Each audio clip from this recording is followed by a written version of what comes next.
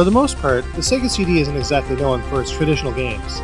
So at a time when the full-motion video game reigned supreme, and when most third-party support was going to the Super Nintendo, it was refreshing to see classic genres like the shoot-'em-up resurface on the Sega CD. Sol-Feace, made by Wolf Team, is one of those games. Sol-Feace features straight-up side-scrolling shoot-'em-up gameplay, and also packs in a couple of interesting features to keep things fresh. The Sega CD version was also ported to cartridge and re-released by Renovation as Sol-Feace. As with most Sega CD games, Sol-Feace has a shiny coat of audio-visual gloss. Unfortunately, outside of the presentation, things start to get a little ugly. Let's take a closer look at that.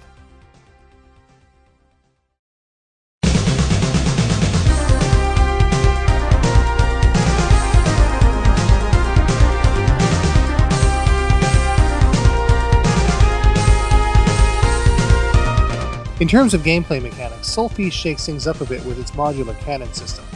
There are 3 different weapons available for your ship: a laser, a machine gun, and missiles. Where these weapons are mounted depends on how you pick them up. You can also double up on the machine guns, giving you 2 guns on the top, bottom, and front of the ship if you're skilled enough to pick them up. If that weren't enough, you can also position the angle of the guns depending how you move before you start firing. So far so good, right? Well, here's where things start getting messy.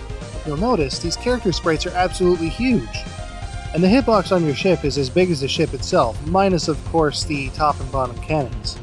If you factor the huge size of your ship, the huge size of the enemy ships, the tiny bullets, and the speed that everything's flying around at, it's easy to see how this can get really frustrating really fast. But it's not even as simple as that. Certain enemies will actually box you in and corner you. Once again, the massive size of everything on screen factors in. And more often than not, you'll find yourself dying when you really shouldn't have to. Thankfully, Sol-Feace offers unlimited continues, and with a bit of patience you can get past the really difficult parts. And as it is, of the 7 stages you'll fly through, only 2 of them are truly cheap. But it's still more than enough to tarnish Sol-Feace's playability.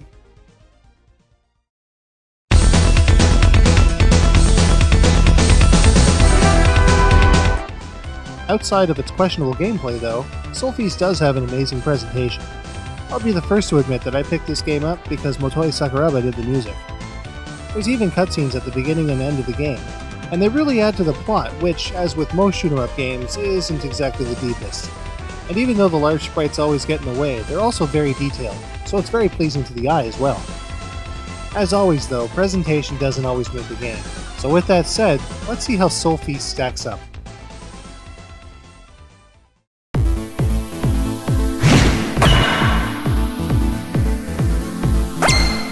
Alright, down to the nitty-gritty. Sol-Feace is not the greatest game.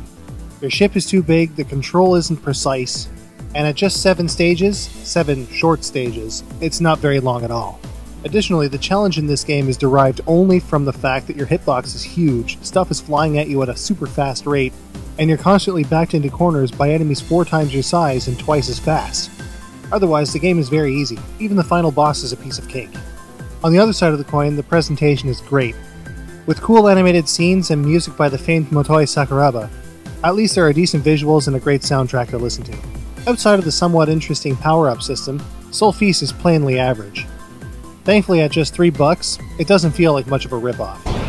However, if it's deep gameplay you're looking for, this definitely isn't it.